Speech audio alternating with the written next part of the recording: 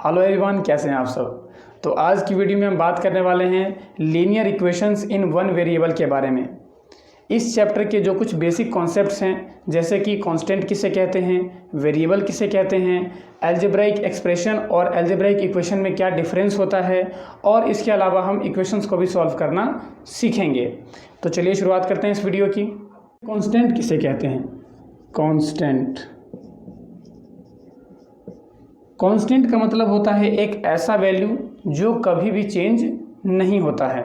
ये कोई नंबर हो सकता है, जैसे मान लीजिए कोई नंबर है 35, 47, 112, 945 etc।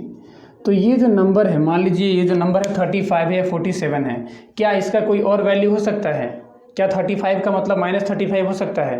क्या 35 का मतलब 1000 हो सकता है? नहीं हो सकता है ना। तो कांस्टेंट का सिंपल मतलब होता है कि ऐसा वैल्यू जो कभी भी चेंज नहीं होता है, मतलब होता है ऐसा वैल्यू जो कभी भी चेंज नहीं होता है। ऑन द अदर हैंड, अगर आप वेरिएबल की बात करेंगे तो वेरिएबल का मतलब होता है, जैसे मान लीजिए यहाँ पे x है, y है, z है, और भी बहुत सारा यहाँ पे हो सकता है। तो अगर हम मान लेते हैं किसी क्वेश्चन में कि let the number be x, है ना, लेट राम्स वेट भी x kilogram, let Mohan's height भी x मीटर, तो उस केस में क्या है कि x का वैल्यू कुछ भी आ सकता है, 5, 4, 7, 9, 1000, 2000 कुछ भी आ सकता है।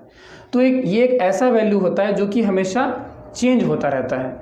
ठीक है, कांस्टेंट में क्या था कि इसका वैल्यू कभी चेंज नहीं होता है, और वेरिएबल में क्या है कि x का वैल्यू चेंज होता रहता है। x का वैल्यू कुछ भी आ सकता है यहाँ पे, है ना। तो ये जो वैल्यू है ये फिक्स है, और यहाँ पे जो वैल्यू है वो फिक्स नहीं है। आप देख सकते हैं वर्ड यहाँ पे क्या लिखा हुआ, वेरिएबल, यानी कि इसका वैल्यू वेरी करता है, वेरी करता है यानी कि चेंज होता रहता है। आपने देखा होगा किसी क्वेश्चन में x का वैल्यू आ जाता है 120, किसी क्वेश्चन में x का वैल्यू आ जाता है 12, किसी क्वेश्चन में 6, तो इसका वैल्यू कुछ भी आ सकता है। तो वेरिएबल जो है ये इसी वर्ड से बना हुआ, वेरी करता है ना, वेरी। तो वेरी से क्या बन गया ये, वेरिएबल। तो बेसिकली कांस्टेंट और वेरिएबल में क्या डिफरेंस होता है? कांस्टेंट एक ऐसा वैल्यू जो कभी चेंज नहीं होता है, और वेरिएबल मतलब एक ऐसा वैल्यू जो कि चेंज होता रहता है। बस इतनी सी बात है इसमें। अब यहाँ पे समझते हैं कि अलजेब्राइक एक्सप्रेशन और अलजेब्राइक इक्वेशन में क्या डिफरेंस होता है। तो सबसे पहले दोनों का डेफिनेशन समझ लेते हैं सेपरेटली। पहले इसको समझ लेते हैं, फिर इसको समझ लेंगे, उसके बाद डिफरेंस हमें पता चल जाएगा। अलजेब्राइक एक्सप्रेशन consist of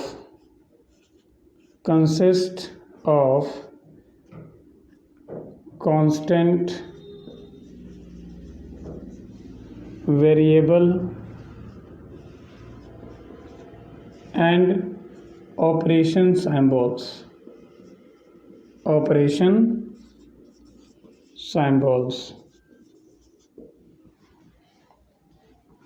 तो यहाँ पे क्या हो गया definition? Algebraic expression consist of constant, variable and operation symbols, है ना। कि algebraic expression में होता क्या है, algebraic expression के अंदर क्या होता है? तो वहाँ पे constant भी होता है, variable भी होता है, और operation symbol भी होता है। एक एग्जाम्पल के थ्रू समझिए। जैसे मैं यहाँ पे लिखता हूँ कि 5x² + 3x + 7, एग्जाम्पल है हमारा ये। तो यहाँ पे 5 क्या है? 5 यहाँ पे कांस्टेंट है, मैंने आपको बताया था। 5 यहाँ पे क्या है, कांस्टेंट है।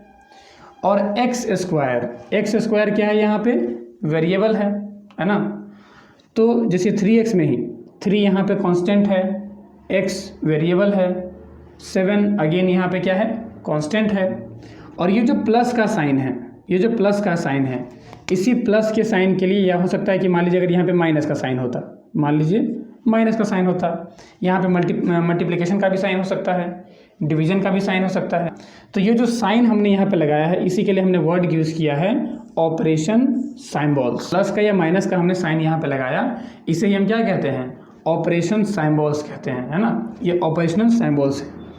तो यहाँ पे अलजेब्राइक एक्सप्रेशन में बेसिकली क्या होता है, 3 चीज़ें होती हैं। कितनी चीज़ें होती हैं? 3 चीज़ें, कांस्टेंट, वेरिएबल और ऑपरेशन सिंबल्स। ये 3 चीज़ें यहाँ पे होती हैं। अब समझ लेते हैं कि अलजेब्राइक इक्वेशन किसे कहते हैं। तो an equation consist of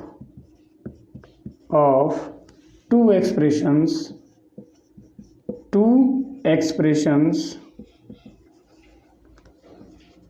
having an equal sign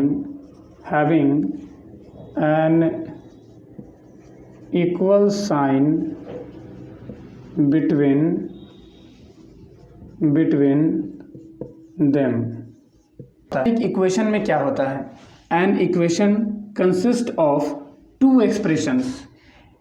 तो इक्वेशन में क्या होता है? दो अलजेब्राइक एक्सप्रेशंस होते हैं, है ना। जैसे यहाँ पे हमने पढ़ा, ये क्या है? ये एक एक्सप्रेशन है। कितना एक्सप्रेशन है? ये एक अकेला एक्सप्रेशन है। इक्वेशन जो है वो दो एक्सप्रेशंस के मिलने से बनता है, दो अलग अलग एक्सप्रेशंस के मिलने से बनता है, और उन दोनों एक्सप्रेशंस के बीच में इक्वल टू का साइन होता है। For example 2x + 7 = 4x - 9। ये एक इक्वेशन का एग्जाम्पल है। कैसे है? तो देखिए, ये भी एक एक्सप्रेशन है। 2x + 7 क्या है? एक एक्सप्रेशन है, क्योंकि आप देख सकते हैं इसमें 2 और 7 कांस्टेंट है, x वेरिएबल है, और प्लस का साइन यहाँ पे लगा हुआ है, that is our operational symbol. ये भी एक अलजेब्राइक एक्सप्रेशन है, क्योंकि यहाँ पे 4 कांस्टेंट है, 9 कांस्टेंट है, और x क्या है? वेरिएबल है, और माइनस का साइन यहाँ पे लगा हुआ है, जो कि है हमारा ऑपरेशन सिंबल, है ना। तो बेसिकली इसका डेफिनेशन क्या होता है कि an equation consist of two expressions. एक इक्वेशन में कितना एक्सप्रेशन होता है? दो एक्सप्रेशन होता है ना। एक इक्वेशन दो एक्सप्रेशंस के मिलने से बनता है, और उन दोनों के बीच में इक्वल टू का साइन होना चाहिए। लिखा हुआ है ना, having an equal sign between them. उन दोनों के बीच में एक इक्वल टू का साइन होना चाहिए। तो यहाँ पे इन दोनों के बीच में इक्वल टू का साइन है। इसका मतलब है कि ये हमारा एक अलजेब्राइक इक्वेशन है। ये क्या है? अलजेब्राइक इक्वेशन है। अच्छा, इसी में एक और बात समझिए। जैसे यहाँ पे 2x + 7 एक एक्सप्रेशन तो है ही, साथ ही लीनियर इक्वेशन में आपने दो टर्म सुना होगा, LHS एंड RHS। तो आइए इसको समझते हैं, ये क्या होता है। LHS का मतलब होता है लेफ्ट हैंड साइड। LHS का मतलब लेफ्ट हैंड साइड। तो ये जो 2x + 7 है ना, इसको हम लोग क्या कहते हैं? LHS। क्योंकि इक्वेशन में अगर आप देखेंगे, यहाँ पे इक्वल टू का साइन है, तो ये हमारे लेफ्ट साइड में है, इक्वल टू के लेफ्ट साइड में है ना। तो इसको क्या बोलेंगे? 2x + 7 को, ये हमारा LHS है, ये हमारा लेफ्ट हैंड साइड है, ठीक है। अच्छा, अब इसी इक्वल टू के साइन के रिस्पेक्ट में अगर आप देखेंगे तो 4x + 9 हमारे राइट हैंड साइड में है। किस साइड में है? राइट हैंड साइड में है। तो ये क्या हो जाएगा? RHS किया जाता है। तो हमारा LHS क्या हो गया इस इक्वेशन में? 2x + 7 हो गया, और RHS क्या हो गया इस इक्वेशन में? 4x - 9 हो गया। LHS और RHS आपको समझ में आ गया। मेनली ये इक्वल टू के साइन के रिस्पेक्ट में हम देखते हैं कि कौन सा एक्सप्रेशन इक्वल टू के साइन के लेफ्ट में है या राइट में है। जो इक्वल टू के साइन के लेफ्ट में है वो हमारा LHS हो गया, और जो इक्वल टू के साइन के राइट में है वो हमारा RHS हो गया। और एक और छोटी सी बात समझ लेते हैं, जैसे कि 8x को आप लिख सकते हो 8 × x। आपको शायद पता होगा पहले से। 8x को आप लिख सकते हैं 8 × x, और 8/x अगर यहाँ पे हो तो 8/x का मतलब आपको पता होगा 8/x, है ना। 8x अगर कहीं पे लिखा हुआ है तो उसका मतलब क्या होता है? 8 × x। मैं आपको कांस्टेंट के बारे में बता दिया, वेरिएबल के बारे में बता दिया, अलजेब्राइक एक्सप्रेशन और इक्वेशन के डिफरेंस के बारे में बता दिया। तो आइए एक क्वेश्चन को सॉल्व करके देखते हैं। जैसे यहाँ पे एक क्वेश्चन है 7x + 3 = 17। इस इक्वेशन को सॉल्व करके देखते हैं हमारा वैल्यू क्या आता है। तो दिस इम्प्लाई, जब भी इक्वेशन को सॉल्व करते हैं तो ये साइन देते हैं, दिस इम्प्लाई का साइन देते हैं, है ना। इसको क्या बोलते हैं हम लोग? दिस इम्प्लाई इम्प्लाई बोलते हैं इसको। तो 7x + 3 = 17। अब देखिए इक्वेशन को सॉल्व करने में आपको दो चीज़ों का ध्यान रखना है। सबसे पहला ये कि कांस्टेंट टर्म को आपको RHS में ले जाना है। किसको? कांस्टेंट टर्म को कहाँ ले जाना है? RHS में, है ना, राइट हैंड साइड में। जैसे यहाँ पे कांस्टेंट मुझे दिख रहा है 3, ये जो +3 है ये तो हमारे LHS में है, लेफ्ट हैंड साइड में है, तो इसको हम ले जाएंगे राइट हैंड साइड में। तो देखिए 7x = और +3 को जब हम राइट साइड में ले जाएंगे तो ये -3 हो जाएगा, है ना, इसका साइन चेंज हो जाएगा। +3 जब उस तरफ जाएगा तो हो जाएगा -3, ठीक है। दिस इम्प्लाई 7x = 17 - 3 = 14 आ जाएगा, है ना। 17 - 3 14 आ जाएगा। और अभी मैंने आपको बताया था इससे पहले कि 8x को लिख सकते हैं 8 × x, 8x को लिख सकते हैं 8 × x। सिमिलरली 7x को क्या हम लिख सकते हैं 7 × x। 7x को हम 7 × x लिख सकते हैं, नहीं लिख सकते हैं? लिख सकते हैं बिल्कुल। दिस इम्प्लाई, अब देखिए मैंने आपको बताया था कि कांस्टेंट टर्म को हमें ले जाना है RHS में, है ना। और जो वेरिएबल टर्म है, याद रखिएगा वेरिएबल टर्म हमेशा LHS में ही रहता है। अगर आपका वेरिएबल टर्म अगर RHS में है तो आपको उसे उठा करके लाना होगा LHS में, है ना, क्योंकि जिस वेरिएबल का हमें वैल्यू फाइंड आउट करना है, जिस वेरिएबल का हमें वैल्यू फाइंड आउट करना है वो हमेशा LHS में ही रहेगा, है ना। तो यहाँ पे कांस्टेंट टर्म क्या है? 7 है, 7 है, तो 7 को ले जाएंगे RHS में। यहाँ पे रह जाएगा x = अब 7 और x यहाँ पे मल्टीप्लाई के साइन में है, मल्टीप्लिकेशन के साइन में है, तो जब वो उस तरफ जाएगा तो डिवाइड के साइन में आ जाएगा, है ना, 14/7, ठीक है। यहाँ पे 7 × x था, मल्टीप्लाई के साइन में था, जब ये = के उस तरफ जाएगा तो डिवाइड के साइन में आ जाएगा, तो 7 से 14 दो बार में डिवाइड हो जाएगा। This imply x = 2। So x = 2 हमारा क्या हो गया? रिक्वायर्ड आंसर आ गया।